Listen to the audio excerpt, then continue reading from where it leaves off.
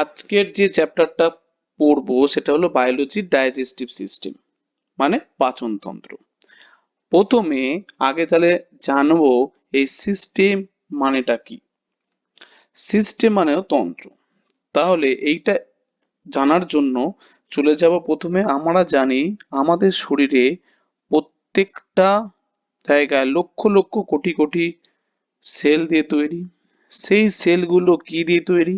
Tissue. Tissue মানে কি বাংলাতে? কলা। তো যখন চ্যাপ্টারগুলো কভার করব সেল টিস্যু সেগুলোতে নিয়ে আলোচনা করব। এই টিস্যু নিয়ে কি হচ্ছে না অর্গান। অর্গান মানে কি না অঙ্গ।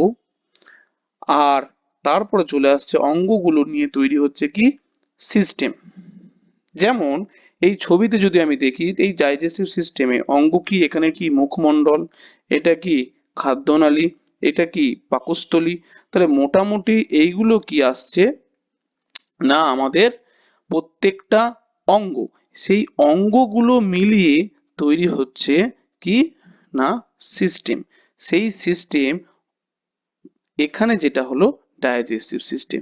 তাহলে সিস্টেম যেমন এক্সাম্পল বলা যেতে পারে রেসপিরেটরি সিস্টেম, সার্কুলেটরি সিস্টেম মানে রক্ত যে সংবহন তন্ত্র, যেটা সংবহন তন্ত্র সার্কুলেটরি সিস্টেম। রেসপিরেটরি সিস্টেম হলো তারপরে এন্ডোক্রাইন সিস্টেম, মানে যেখানে আমরা হরমোন চ্যাপ্টার নিয়ে পড়বো। তো এইরকম সিস্টেম গুলো নিয়ে তৈরি হচ্ছে আমাদের বডি। যেমন আমাদের দেশ বলা যায় বা রাজ্য বলা যায় চলতে গেলে প্রচুর সিস্টেম দিয়ে তৈরি, সেটা ডিফেন্স সিস্টেম হোক মেডিকেল সিস্টেম হোক। যেমন মেডিকেল সিস্টেমে সেল বলতে ডাক্তার নার্স বলা যেতে পারে, টিস্যু বলতে যে ইকুইপমেন্ট মেডিকেল যে ইকুইপমেন্ট যন্ত্রপাতি ছুরি কাঁচি থেকে শুরু করে সেগুলো বলা যেতে পারে। অর্গান বলতে কি বলা যেতে পারে হসপিটাল যে বিল্ডিং সেটাকে অর্গান বলা যেতে পারে। সেইটা নিয়ে তৈরি হচ্ছে সিস্টেম। এবং এরকম সমস্ত যে সিস্টেম আছে ইঞ্জিনিয়ারিং ডিপার্টমেন্ট হোক আর মেডিকেল ডিপার্টমেন্ট হোক আর পুলিশ ডিপার্টমেন্ট হোক, তো সমস্ত কিছু নিয়ে তৈরি হচ্ছে একটা রাজ্য বা দেশ। ঠিক তেমন এখানে হচ্ছে বডি।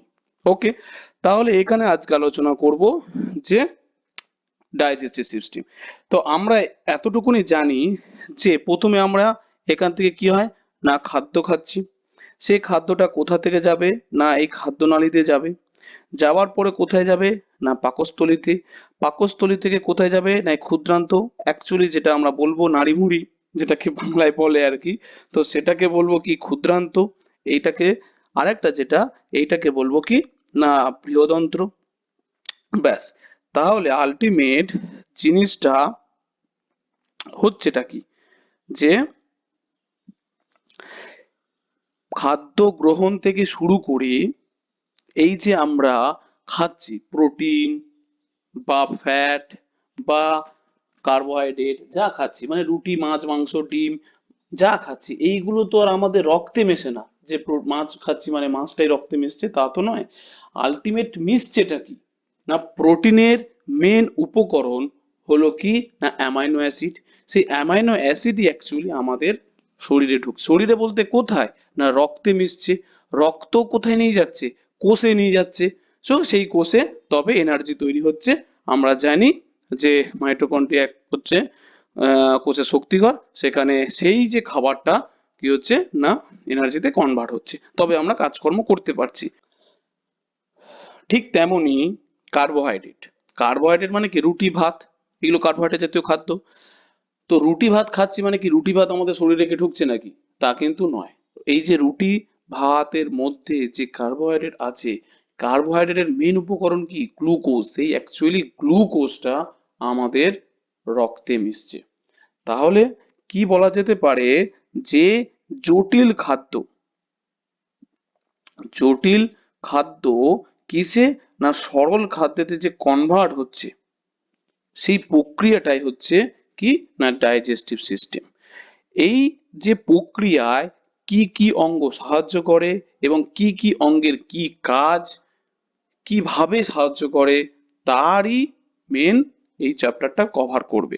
ওকে, তাহলে চলে যাব যে আস্তে আস্তে। যেমন এখানে যেমন বলে দেওয়া যেতে পারে ছবিতেই দেখা যাচ্ছে যে আলটিমেট খাদ্য কোথা থেকে আসছে। খাদ্য তো আসছে এখান থেকে মুখগহ্বর থেকে, আসছে খাদ্য নালী থেকে আসলো পাকস্থলীতে আসলো, তারপরে কি আসছে ক্ষুদ্রান্ত, তারপরে সেখান থেকে বৃহদন্ত্রে এখান থেকে বেরিয়ে যাচ্ছে, বহিষ্করণ আমাদের মলত্যাগের মাধ্যমে বেরিয়ে যাচ্ছে। তাহলে এই খাদ্যের যে পুরো চলন যেটা, সেটা কিন্তু এইটুকুনির মধ্যে সীমাবদ্ধ। তবুও তবুও এর বাইরেও কিন্তু সাহায্যকারী অঙ্গাণু অঙ্গাণু আছে। সাহায্যকারী বলতে যেমন এটা কি লিভার, এটা লিভার আছে। তারপরে কি আছে, এইটা যেমন কি অগ্নাশয়। তাহলে এরাও কিন্তু আমাদের পরিপাকে সাহায্য করে। ঠিক আছে, শুধুমাত্র যে খাদ্য যেখান যেখান থেকে যাচ্ছে শুধুমাত্র সেই অঙ্গগুলো যে ডাইজেস্টে সাহায্য করে তা নয়, তাছাড়াও মেন ইম্পর্টেন্ট যেটা এই যে ছবিতে দেখানো যাচ্ছে এটা হচ্ছে লিভার, আর এটা যেটা আছে সেটা হচ্ছে কি অগ্নাশয়। তাহলে চলে যাব চ্যাপ্টারে স্টেপ অফ ডাইজেস্টিভ সিস্টেম। এবং স্টেপ অফ ডাইজেস্টিভ সিস্টেম এই কথার মানেটা কি, মানে ডাইজেস্টিভ সিস্টেমে কি কি স্টেপ ঘটে। তাহলে ফার্স্ট চলে যাচ্ছে কোথায় না, এখানে আহার গ্রহণ। মানে আহার গ্রহণ বলতে খাবার খাচ্ছি, খাবার গ্রহণের সাথে কি জিনিস, অ্যাকচুয়ালি তা নয়, খাবার খাচ্ছি যেটা তার সাথে অ্যাকচুয়ালি কোন কোন অঙ্গ ডাইরেক্টলি ও ইনডাইরেক্টলি জড়িত, মানে সাহায্য করে। ডাইজেশন, এবার ডাইজেশনটা কি জিনিস, সেকেন্ড স্টেপ চলে যাচ্ছি ডাইজেস্ট। ডাইজেস্ট মানে কি পরিপাক। এখন পরিপাক বলতে কোন কোন অঙ্গাণু সাহায্য করে এবং পরিপাকে কি হচ্ছে, কারা সাহায্য করছে এবং কিভাবে সাহায্য করে। প্রোটিনকে কে সাহায্য করে পরিপাক করতে, ফ্যাটকে কে সাহায্য করে পরিপাক করতে, বোঝা গেছে, আমরা কভার করব।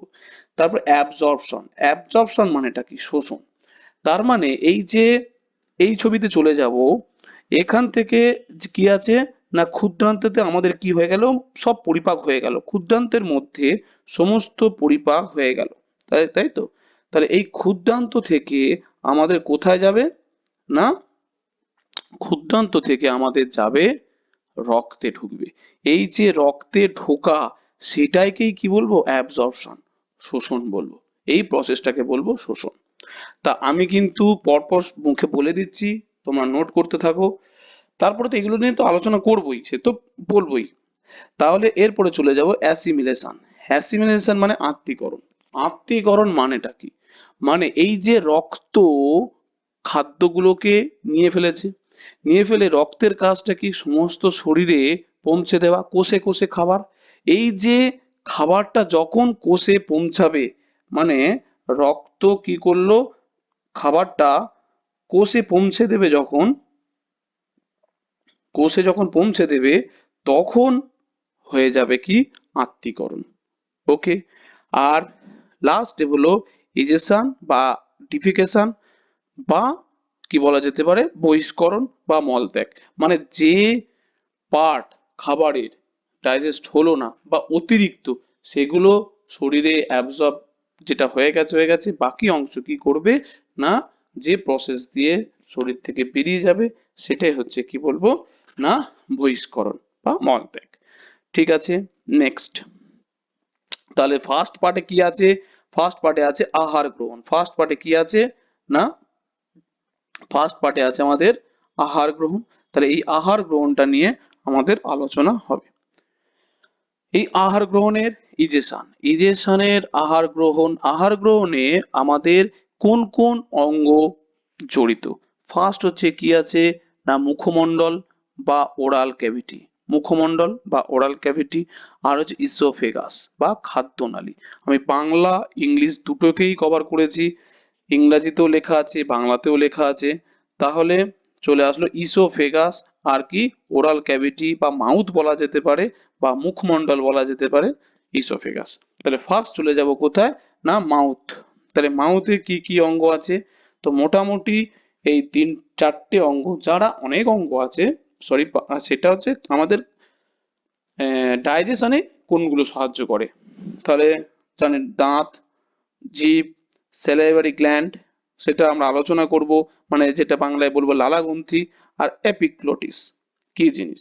তাহলে আগে এপিগ্লটিসটা বলে দিই, যে তারপরে দাঁত জিভ নিয়ে আলোচনা করছি। এপিগ্লটিসটা হচ্ছে কি বলছে না, লিপ শেপ, কি লেখা আছে না, lip shape flap in the throat, গলায় একটা পাতার মতো অংশ, দ্যাট প্রিভেন্ট ফুড, খাবার যেতে বাধা দেয়, in the wind pipe or and lungs, মানে শ্বাসনালী এবং ফুসফুসে যেতে খাবার যেতে বাধা দেয়। স্বাভাবিক ব্যাপার, কোনো খাবার যদি আমাদের ফুসফুসে চলে যায় তাহলে সেটা তো সম্ভব না, আমাদের যদি শ্বাসনালীতে চলে যায়। তাহলে এই ছবিটা আমরা কভার করব। এখান থেকে একটা জিনিস খেয়াল করে দেখো যে ওপরে কিন্তু আছে নাক, এখান থেকে আমরা কি নিচ্ছি না বায়ু নিচ্ছি, মানে নিঃশ্বাস নিচ্ছি। আর এখানে আছে আমাদের মুখ, মানে খাবার নিচ্ছি। আছে মুখটা আছে আমাদের নিচে, এখান থেকে খাবার কিন্তু চলে যাচ্ছে এইভাবে, খাবার চলে যাচ্ছে এইভাবে। আর শ্বাস নিচ্ছি এখান থেকে, শ্বাস নিয়ে এখান থেকে কিন্তু ক্রস কানেকশন হয়ে চলে আসছে। ভালো করে ছবিটা দেখো যে নিঃশ্বাস নিচ্ছি, বায়ু কিন্তু পিছন দিক থেকে আসছে, এসে ক্রস করে সামনে চলে আসছে।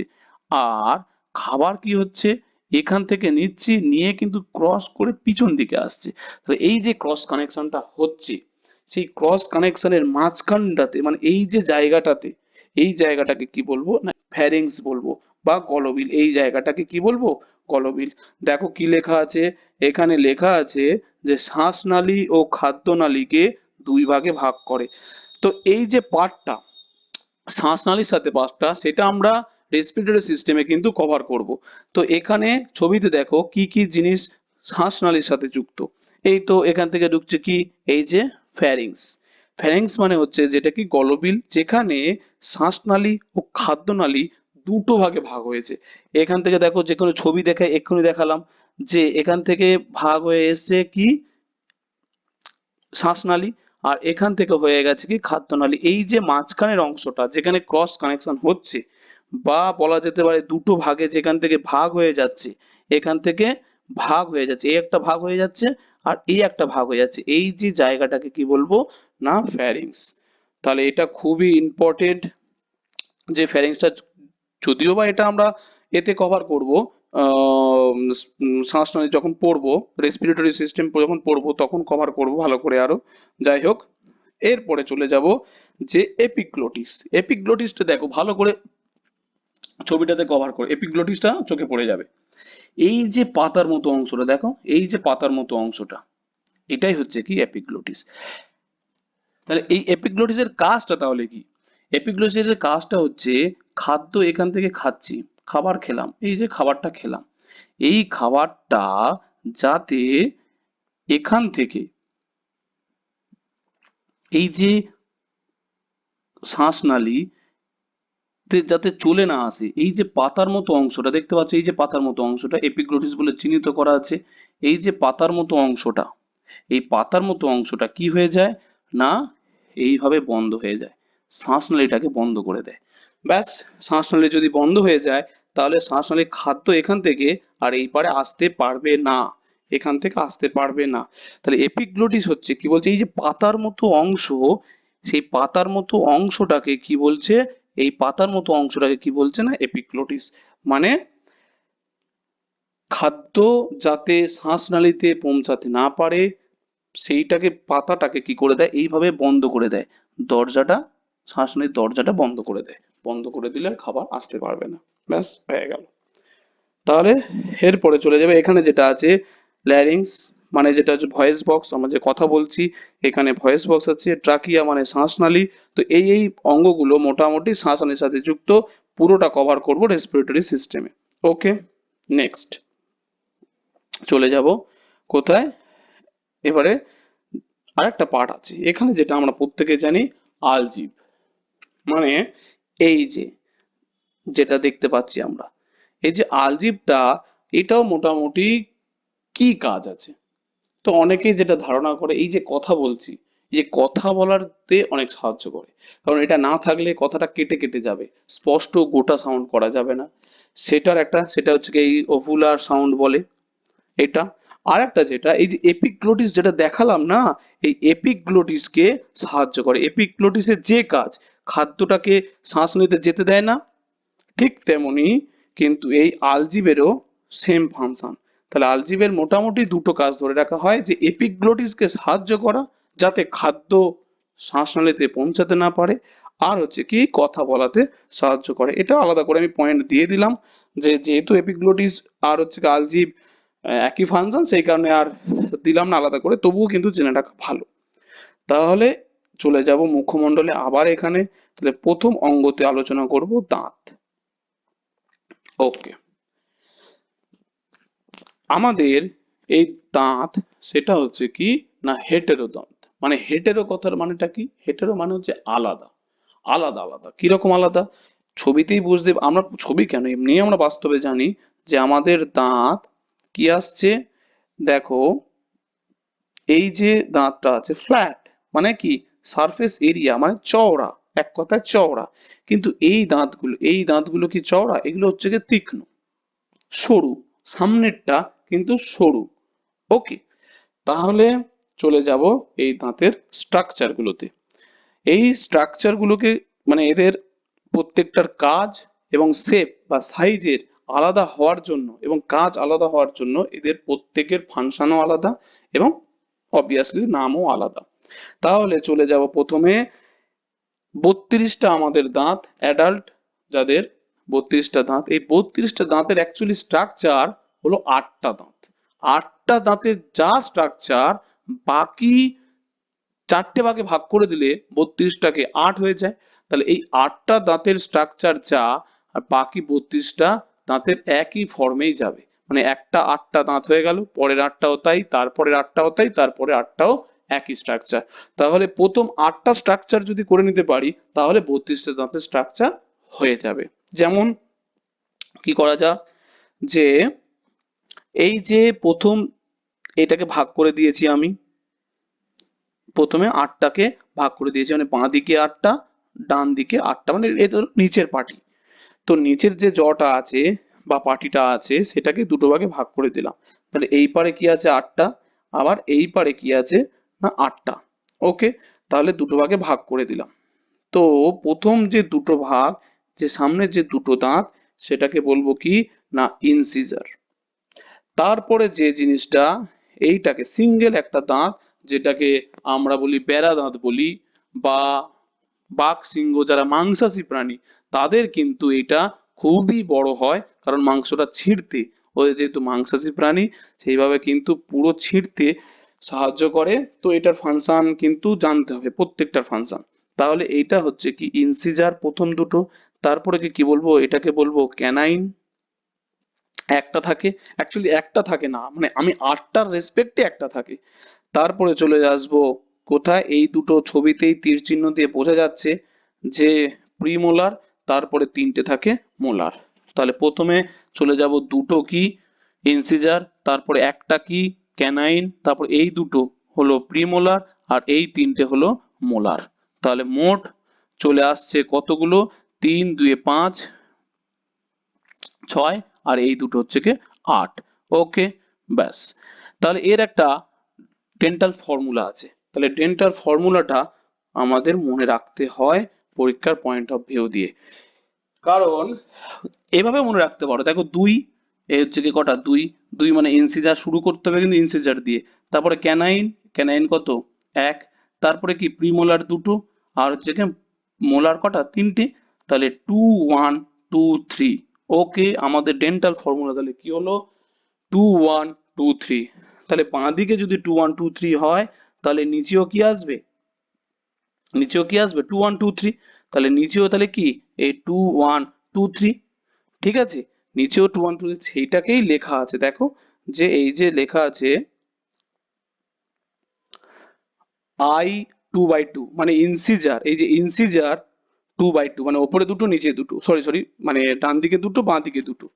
তারপরে লেখা আছে কি যে C11, C11 বলতে এই যে লেখা আছে C11, C বলতে ক্যানাইন 11, মানে একটা একটা একটা, ডান দিকে একটা বাঁ দিকে একটা। তারপরে কি লেখা আছে যে PM22, PM22 বলতে প্রিমোলার, শর্টে লেখা আছে PM লেখা আছে মানে প্রিমোলার।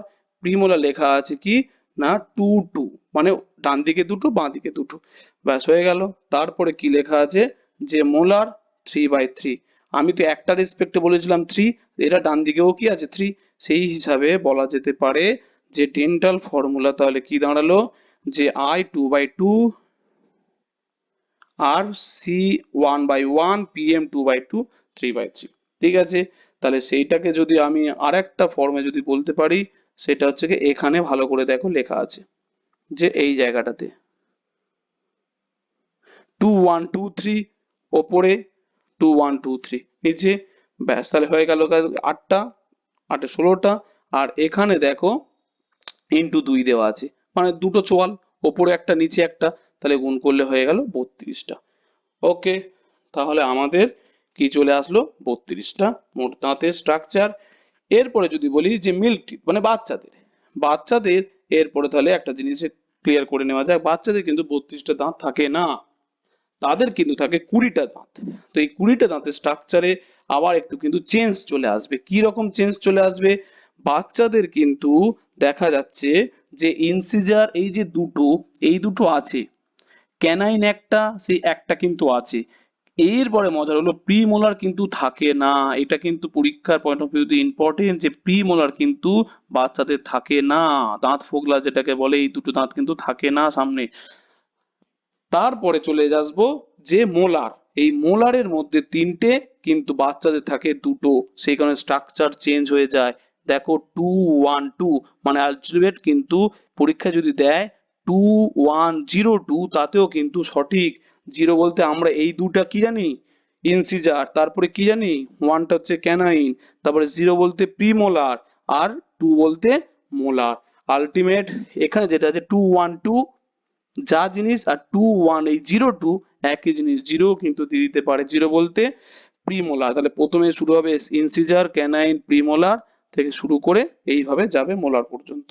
তাহলে দেখো 2 2 5 5 5 10 মানে 20টা, বোঝা গেল? তাহলে এখানে বাচ্চাদের চলে আসছে কি না 20টা দাঁত। তারপরে নেক্সট চলে যাব দাঁতের কি স্ট্রাকচার। তো দাঁতের যে স্ট্রাকচার, সেই স্ট্রাকচারে দেখা যাচ্ছে এটাকে ওপরের বাইরের পার্টে যেটা আমরা দেখতে পাই সেটা হচ্ছে ক্রাউন বলে। এই জায়গাটা নিক ছিল একটা, যাই হোক দুটোকে ভাগ করে দিয়েছে, এটাকে নিচের পার্টটাকে রুট বলে বা মূল আর কি। মেন যেটা লাগবে আমাদের সেটা হচ্ছে গিয়ে একেবারে বাইরের পার্ট, সেই বাইরের পার্টটাকে কি বলবো না এনামেল, খুবই ইম্পর্টেন্ট। তাহলে এই যে এনামেল থাকে বাইরের যে সাদা পার্টটা, অ্যাকচুয়ালি ডাইরেক্ট সাদা হয় না, একটুখানি হলুদাভ হয়, যে হলুদাভ হয় কিন্তু এনামেল থাকার জন্য। ওকে, একটু যে দাঁত হলুদ মানে খুব যে হলুদ হয়ে গেলে সেটা তো আলাদা। তো এই যে হালকা কিন্তু ইওলাইজ থাকে আর কি। তো এই যে উপরের পার্টটা কি বলবো না এনামেল। তো এনামেল হচ্ছে কি না outer part of the teeth, দাঁতের উপরের পার্ট, পয়েন্ট লিখে দিয়েছি, পয়েন্টগুলো কিন্তু সবসময় খেয়াল করবে। আর main important hardest part of the body, আমাদের শরীরের সবচেয়ে কঠিন বস্তু মানে এলিমেন্ট হলো কি না এই এনামেল। এটা একটা মনে রাখতে হবে। আর একটা জিনিস মনে রাখতে হবে কি, যে সেকেন্ড পার্টটা মনে রাখলেই হবে, সেটা হচ্ছে ডেন্টিন, সেকেন্ড এনামেলের নিচে থাকে ডেন্টিন, এটাও মনে রাখতে হবে। ওকে, তাহলে দাঁতে এবার পড়ে যাব কি কি কি মিনারেলস থাকে, কি কি মিনারেলস থাকে। এক হচ্ছে কি ক্যালসিয়াম, দুই হচ্ছে কি phosphorus. Calcium phosphorus, calcium phosphorus খুবই ইম্পর্টেন্ট মানে কম্পিটিটিভ এক্সামের পয়েন্ট অফ ভিউ দিয়ে। তো সেখানে চলে যাব, ক্যালসিয়ামের কি কাজ, provides rigidity of teeth, rigidity provide করছে দাঁতের। আর ফসফরাস হলো formation of teeth, formation of teeth বলতে দাঁতের ফরমেশনে কি করে না ফসফরাস সাহায্য করে, সোজা কথা।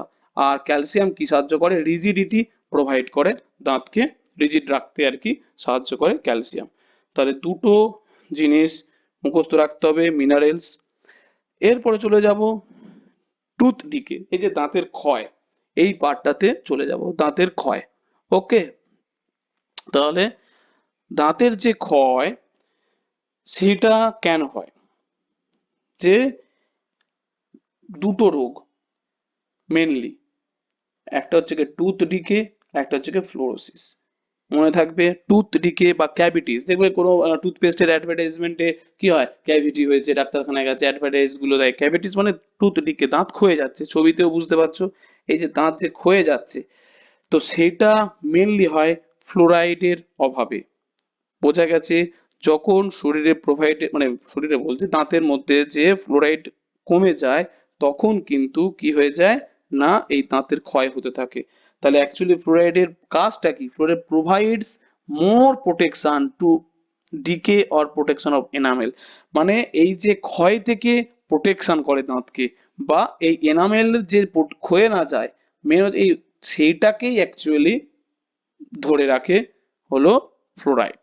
তাহলে মেন কি চলে গেলাম, দুটো একটা হচ্ছে tooth decay deficiency of fluoride, মানে ফ্লোরাইডের অভাবে হয় দাঁত ক্ষয়ে থাকে। আর একটা যেটা হয় বাচ্চাদের হয়, সেটাকে কি বলে, ফ্লোরোসিস বলে, যে ইনক্রিজ অফ ফ্লোরাইড, ফ্লোরাইডের পরিমাণ বেড়ে গেলে। এটা কিন্তু শুধুমাত্র কি লেখা আছে, অনলি চিলড্রেন এজড 8 ইয়ার ইয়ঙ্গার, মানে শুধুমাত্র 8 বছরের বাচ্চাদের কিন্তু হয়, ঠিক আছে, তারা বড় বড় হলে কিন্তু সেটা হয় না। তো এই পারপাসে একটা বলে নিই, যে টুথপেস্ট যে ইউজ করে, যে টুথপেস্টের কাজটা কি। এই যে আমরা কোলগেট বলো যাই ইউজ করি না কেন, সে দামি দামি, সেগুলোর কাজটা কি? সেগুলোর অ্যাকচুয়ালি কাজ হচ্ছে যে দাঁত চিকচিক করছে সোজা করছে তা কিন্তু নয়, ঠিক আছে। মেন যেটা কাজ সেটা হলো এই যে ফ্লোরাইড প্রোভাইড করে, ঠিক আছে। যে ফ্লোরাইড কি করে না, এনামেলকে যাতে ক্ষয়ে না যায় সেটাকে কি করে না রক্ষা করে, মানে ফ্লোরাইড প্রোভাইড করে। আরেকটা যে মেন কাজ সেটা হচ্ছে আমরা যে খাবার খাই কার্বোহাইড্রেট জাতীয় জিনিস, সেই কার্বোহাইড্রেট খাবারগুলো কি হয়ে যায়, মুখের মধ্যে যে কোটি কোটি যে ব্যাকটেরিয়া আছে সেই ব্যাকটেরিয়া গুলো কার্বোহাইড্রেটটাকে অ্যাসিডে কনভার্ট করে দেয়, যেমন ল্যাকটিক অ্যাসিড, সেই ল্যাকটিক অ্যাসিডে কনভার্ট করে দেয়। তাহলে দেখবে কিছু বিস্কুট ফিস্কুট খাওয়ার পরে দেখবে দাঁতটা টকটক হয়ে যায়, কারণ এই ব্যাকটেরিয়া গুলো কি করে কার্বোহাইড্রেটকে অ্যাসিডে কনভার্ট করে দেয়। এই অ্যাসিড যখন মুখের মধ্যে থাকবে তখন কি হবে, দাঁতটাকে ক্ষইয়ে দেবে। সেই কারণেই বলে খাওয়া দাওয়ার পরে আধা ঘন্টা পরে ব্রাশ করতে, দিনে 2 বার। তো এই যে ব্রাশ করার মানেটা হচ্ছে কি, যে অ্যাসিডটাকে প্রশমন করে দেয়। এবার অ্যাসিড প্রশমন করে দিচ্ছে মানে, তার মানে এতটুকুনি কনফার্ম যে টুথপেস্টের নেচার কি হয়, বেসিক হয়, মানে ক্ষার জাতীয় হয়। অ্যাসিডের নেচার বলছি, টুথপেস্টের নেচার তাহলে কি হয় না, বেসিক নেচার হয়, ক্ষার জাতীয় হয়, যাতে ওই মুখের মধ্যে যে অ্যাসিড তৈরি হয়েছে সেটাকে প্রশমন করে যায়। এটাই হচ্ছে টুথপেস্টের কাজ। আর আমরা কি জানি, অ্যাসিড আর ক্ষারের বিক্রিয়া কি তৈরি হয়, লবণ ও জল তৈরি হয়। যাই হোক, কেমিস্ট্রিতে চলে যাচ্ছি, কেমিস্ট্রি তো পড়তেই হবে, এখন কিছু করার নেই, সবই জানতে হবে। তো তাহলে অ্যাসিড প্লাস ক্ষার, অ্যাসিড প্লাস ক্ষার কি তৈরি হয় না, লবণ প্লাস জল তৈরি হয়। তাহলে এই যে অ্যাসিডের হাত থেকে বাঁচানোর জন্যই অ্যাকচুয়ালি কোলগেট ইউজ করা হয় বা কোনো টুথপেস্ট ইউজ করা হয়, মানে এইটারও একটুখানি স্লাইটলি ক্ষার হয়, সেই কারণে ক্ষার আর অ্যাসিডে কি হয়, অ্যাসিডের প্রভাবটা কমিয়ে দেয়। ওকে, তাহলে এই পারপাসে হয়ে গেল।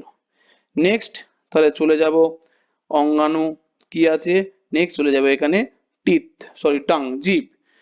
তাহলে জিভে আমরা মোটামুটি জানি জিভের কাজটা কি। অ্যাকচুয়ালি জিভের কাজটা হচ্ছে কি, ধরো কোনো কনস্ট্রাকশনে কাজ হলে যে মশলা মাখায় না, স্টোন চিপ বালি সিমেন্ট যেগুলো মশলা মাখায় সেগুলো কোনো একটা বেসের উপরে তো মাখাতে হয়। দেখবে কোদাল দিয়ে মাখাচ্ছে, তার মানে কি একটা বেস দরকার। সেই বেসটাই কি সেই খাবারের ক্ষেত্রে যে মিক্সিং হচ্ছে লালা রসের সাথে, সেই মিক্সিংটা কে করে, মিক্সিংটা করে জিভ করে, ঠিক আছে। মিক্সিংটা কে করে না, সাহায্য করে বেস হিসাবে। আর আমরা এখানে জানি মোটামুটি 10,000, মোটামুটি 10,000 কি থাকে, সাত কোরক থাকে। সাত কোরক আমরা যে খাচ্ছি টেস্ট, সেই সাত কোরক থাকে কি মোটামুটি 10,000-এর মতো। এদের কাজ হচ্ছে কি স্বাদটাকে নেওয়া। তো আমরা জানি প্রথমে শুরুতে কি থাকে, মিষ্টি, তারপর একটু সাইডে কি থাকে, সল্টি, তারপর সোর মানে টক, আর একেবারে পেছনে থাকে কি, তেতো। তো মোটামুটি এই হলো জিভ। নেক্সট চলে যাব 3 নম্বরটা কি আছে, স্লাইভারি গ্ল্যান্ড বা লালা গ্রন্থি, ভেরি ভেরি ইম্পর্টেন্ট।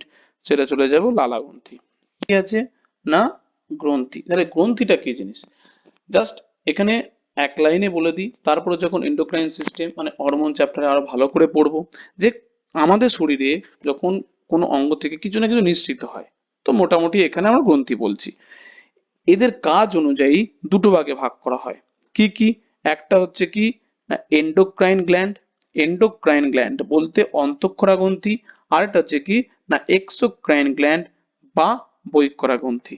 তাহলে নামের মধ্যে অ্যাটলিস্ট বোঝা যাচ্ছে যে কি বলতে চাইছে, অন্তঃক্ষরা মানে কি, অন্ত মানে কি ভেতরে, তার মানে ভেতরেই থাকে। আর বহিঃক্ষরা, বহিঃক্ষরা বলতে বাইরে বেরিয়ে যায়, বাইরে চলে যায়। তার মানে কোনো গ্রন্থি থেকে যখন কিছু নিঃসৃত হয় যেটা যদি শরীরের মধ্যেই থেকে যায় কিভাবে থাকবে, তাহলে ডেফিনেশনটা কি হবে? এটা সংজ্ঞা হলো অন্তঃক্ষরা গ্রন্থি মানে কোনো গ্রন্থি থেকে যখন কিছু নিঃসৃত হয় সেটা ডাইরেক্ট রক্তে মেশে এটা কি, যে কি লেখা আছে ক্যাপিলারিস মানে রক্ত যে জালিকার মধ্যে দিয়ে এন্ডোক্রাইন গ্ল্যান্ড এখান থেকে যখন কিছু নিঃসৃত হয়ে ডাইরেক্ট কোথায় মিশবে, ডাইরেক্ট রক্তে মিশবে মানে কি, সেটা তো গোটা শরীরের সমস্ত জায়গাতে চলে যাবে। তাহলে এন্ডোক্রাইন গ্ল্যান্ড বলতে কি বুঝবো, না এখান থেকে কিছু নিঃসৃত হয়ে ডাইরেক্ট রক্তে মিশবে, সেটাই হচ্ছে কি অন্তঃক্ষরা গ্রন্থি। যেমন কি বলা যেতে পারে, যা যা উদাহরণ আছে, পিটুইটারি গ্ল্যান্ড মানে পিটুইটারি গ্রন্থি, ওভারিস, টেস্টিস মানে থাইরয়েড গ্ল্যান্ড, অ্যাড্রিনাল গ্ল্যান্ড, প্রত্যেকটাই দেখো যে হরমোন নিঃসৃত হয়। তাহলে এতটুকুনি বলা যায় যে যেখান থেকে হরমোন নিঃসৃত হয় সবই কি, না অন্তঃক্ষরা গ্রন্থি। তাহলে বহিঃক্ষরা গ্রন্থিটা কি জিনিস? বহিঃক্ষরা গ্রন্থি হলো যে কোনো গ্রন্থি থেকে যা নিঃসৃত হচ্ছে সেগুলো কি হবে শরীরের বাইরে কোনো নালী দিয়ে, মানে কোনো একটা পথ থাকবে সেই পথ দিয়ে বাইরে বেরিয়ে যাবে শরীরের বাইরে। ঠিক তেমনি একটা এক্সাম্পল, এই যেমন লালা গ্রন্থিটা আছে, এই লালা গ্রন্থি দেখো এই জায়গাটা দেখো কি আছে একটা, এই জায়গাটা নলটা দেখতে পাচ্ছ, এই যে এইটা, তাহলে এইটা হচ্ছে কি, না একটা নল আছে, এই যে নল দিয়ে যাচ্ছে, নল দিয়ে মুখের ভেতরে কিন্তু লালাটা পড়ছে। তার মানে শরীর থেকে কি হচ্ছে বাইরে কিন্তু বেরোচ্ছে একটা নির্দিষ্ট পথ দিয়ে, সেই কারণে কি বলবো, এটাকে বলবো বহিঃক্ষরা গ্রন্থি। তাহলে বহিঃক্ষরা গ্রন্থির এক্সাম্পল কি কি, স্যালিভারি মানে লালা গ্রন্থি, তারপরে লালা হলো, তারপরে 2 নম্বর কি আছে সিবেসিয়াস। এবার সিবেসিয়াস গ্রন্থিটা কি বলা যায়, আমাদের মেনলি একটা ফ্যাট জাতীয় জিনিস বলে মাথায় থাকে, ঠিক আছে, একটা ফ্যাট জাতীয় জিনিস যেটাকে সিবাম বলে, কি বলে এটাও কিন্তু আসতে পারে। এই যে সিবেসিয়াস গ্ল্যান্ড এইগুলো মনে রাখা কেন দরকার, এখান থেকে এক্সাম্পল দিবে এক্সোক্রাইন বা বহিঃক্ষরা গ্রন্থি, 4টে অপশন দিয়ে দিল তার মধ্যে হয়তো একটা উল্টো দিয়ে দিল, সেই কারণে কিন্তু জেনে রাখা খুবই দরকার। ওকে, যে মিউকাস বলতে কি বোঝায়, এই যে মিউকাস আছে, মিউকাস বলতে যেটা সর্দি, এই যে আমাদের সর্দি কাশি হলে যে সর্দি কাশি বেরোয় সেটাও তো একটা নলের মাধ্যমে মানে নাকের মাধ্যমে বেরিয়ে যাচ্ছে, তাহলে এটাও কি বহিঃক্ষরা। তারপরে ধরো সুইট গ্ল্যান্ড মানে কি ঘর্মগ্রন্থি, ঘাম বেরোচ্ছে, ঘামও তো একটা লোমকূপের সরু জায়গা থেকে কি আমার শরীরের বাইরে বেরিয়ে যাচ্ছে, তাহলে এইগুলো সমস্ত হলো কি, না এক্সোক্রাইন মানে বাইরে বেরিয়ে যাচ্ছে। তো এই মোটামুটি গ্রন্থির ধারণা।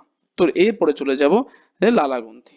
লালা গ্রন্থি কি আছে, নালা 3টে ভাগে ভাগ করা যায়, মানে ভাগে না, 3 রকমের আছে।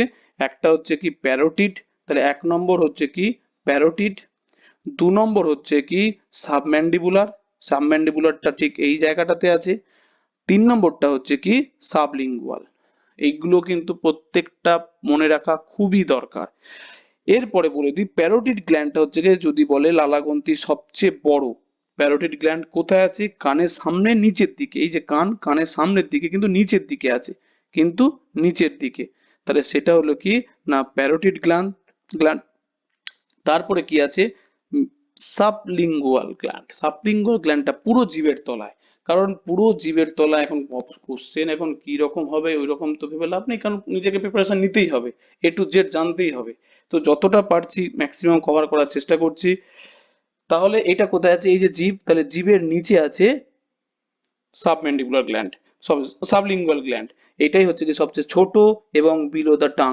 ওকে, তাহলে এখানে পয়েন্ট গুলো লেখা আছে, largest salivary gland and below in front of each ear। তো প্রত্যেকটা পয়েন্ট গুলো মনে রাখতে হবে। এরপরে যে লালা গ্রন্থি আমাদের খাদ্য পাচন তন্ত্রে কিভাবে সাহায্য করে, মেন ইম্পর্টেন্ট ম্যাটার।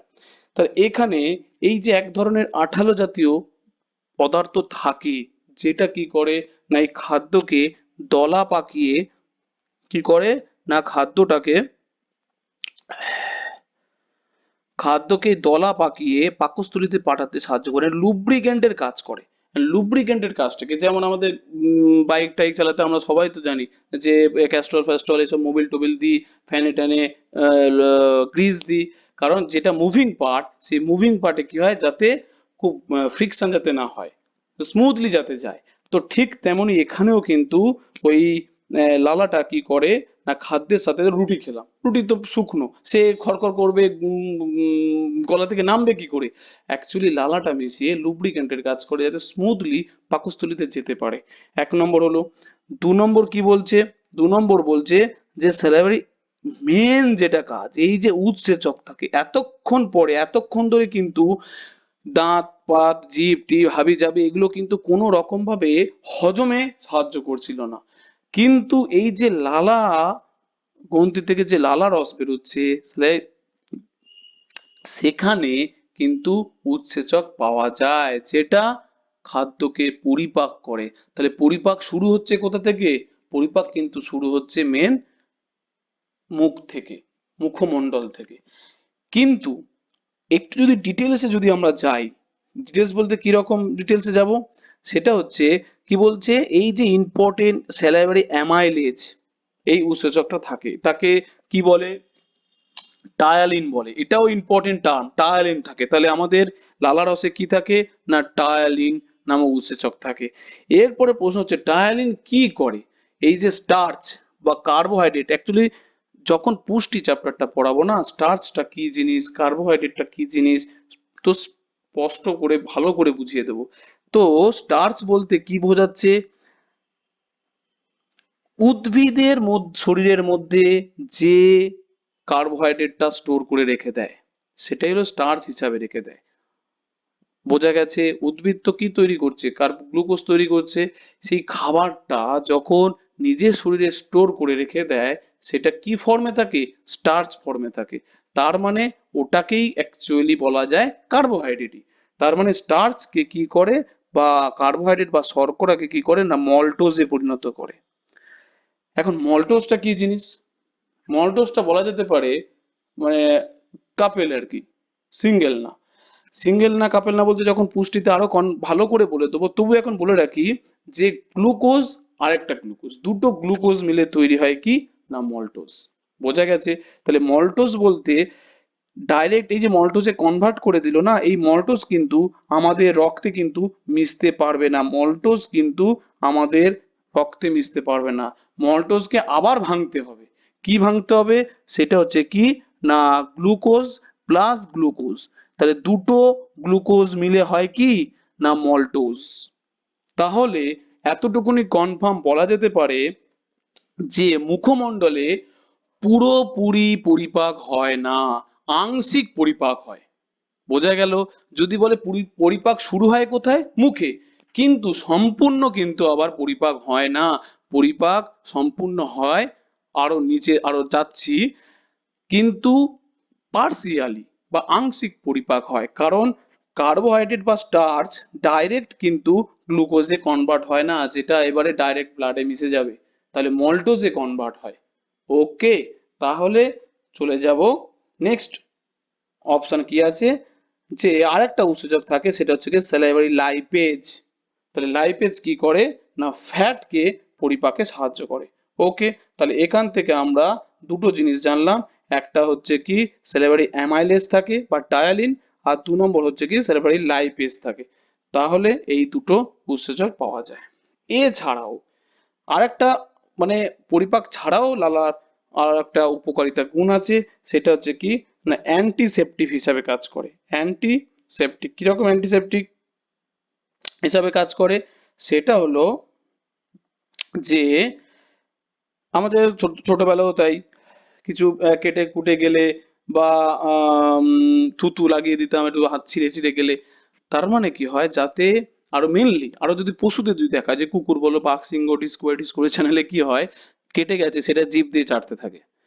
অ্যাকচুয়ালি চাটতে থাকে এই কারণে চাটতে থাকে, যাতে এই কাটাছেঁড়া অংশটাতে কোনো রকম ভাবে জীবাণু টিবাণু এসে ইনফেকশন করে দিতে না পারে।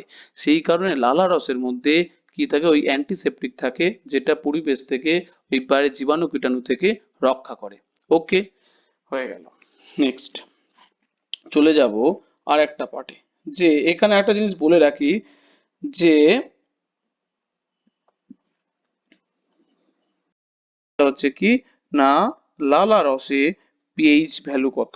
তাহলে পিএইচটা কত আসছে না 6.8? যদি আমার পরীক্ষাতে যে 6.8 এরকম অপশন থাকে তাহলে 6.8 হচ্ছে।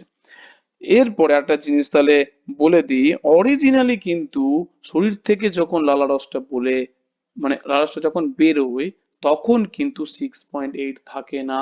তাহলে জাস্ট নলেজ দেওয়ার জন্য আমি জানিয়ে রাখি, হয়তো আসবে না তবু জানিয়ে রাখি। তাহলে যদি বলে যে এই পিএইচ এর নেচার কি হবে 6.8, 6.8 মানেটা কি?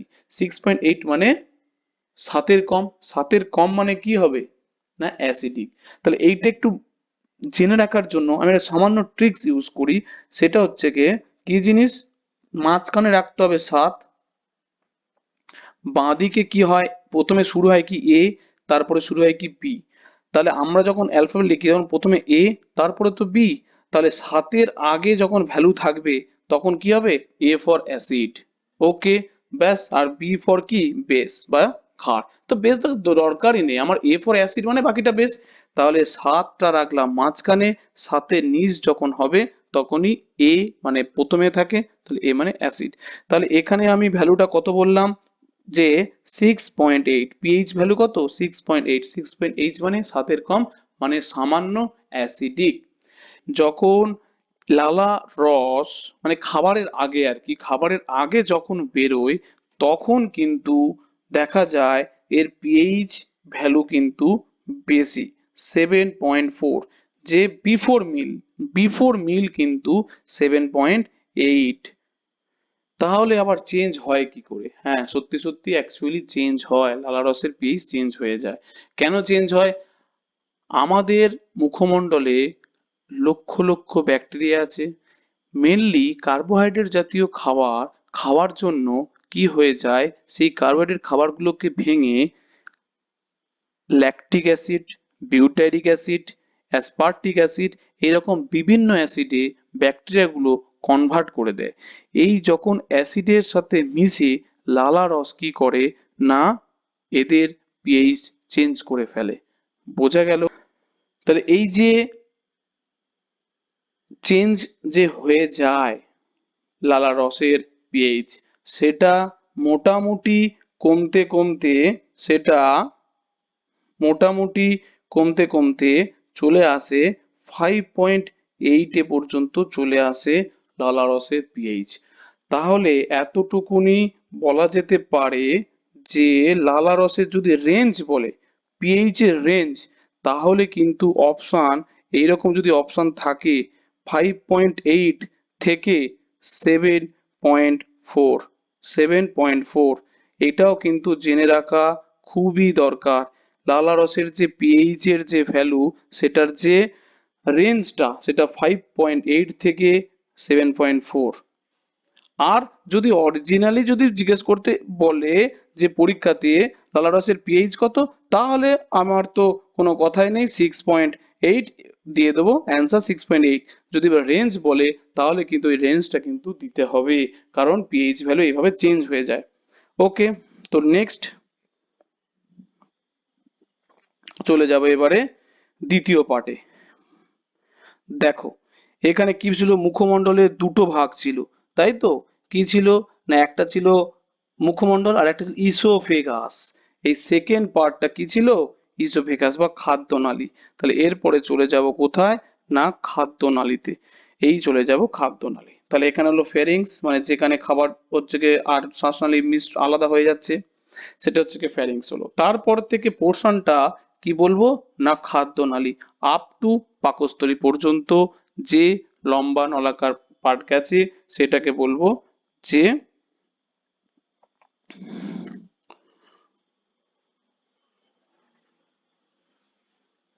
খাদ্যনালী। তো খাদ্যনালীর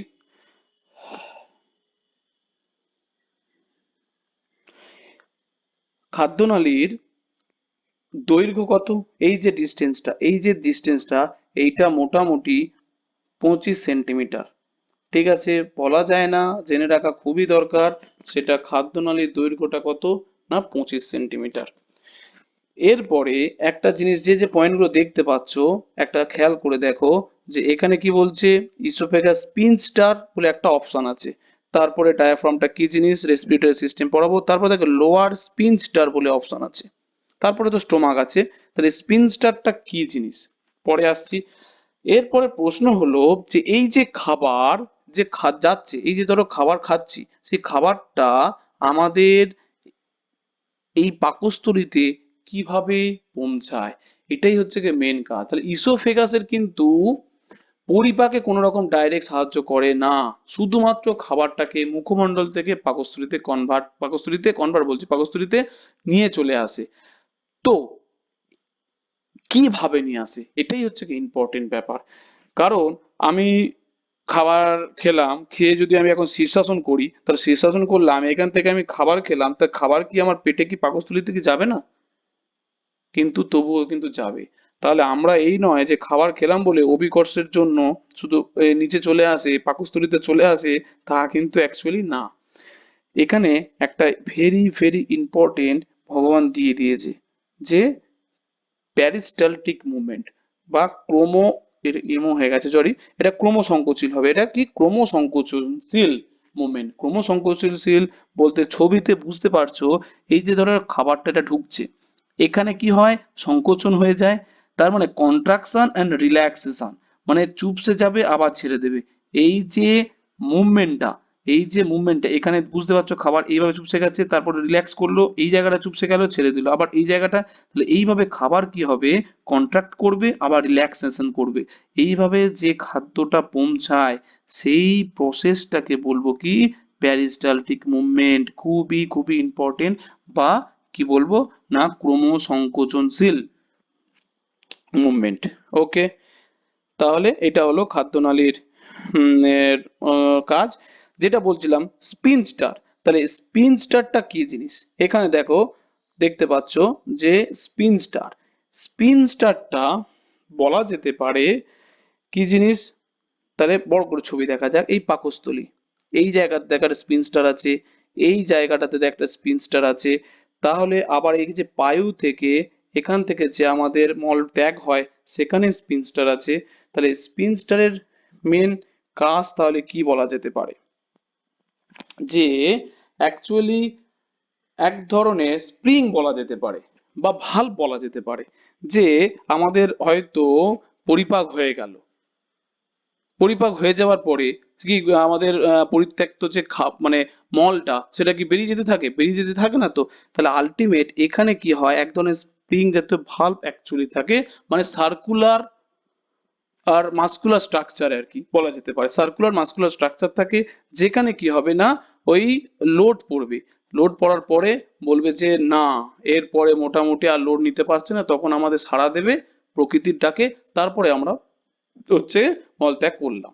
কিন্তু এই জায়গাতেও কিন্তু অ্যাকচুয়ালি সেম ফাংশন, যে পাকস্থলীতে খাবার এলো, পাকস্থলীতে এখান থেকে খাবার এলো, খাবার আসার পরে এই খাবার তো আর এখান থেকে থাকবে না, তাহলে এখান থেকে কি হবে, ডাইরেক্ট ক্ষুদ্রান্তে চলে যাবে, তাহলে এখানে যে পরিপাকটা পাকস্থলীর, সেটার পরিপাক তাহলে কি করে হবে, তাহলে সেইটা যাতে হয় সেই কারণে এই স্পিনস্টার গুলো দেওয়া আছে, বন্ধ করে দেওয়া আছে।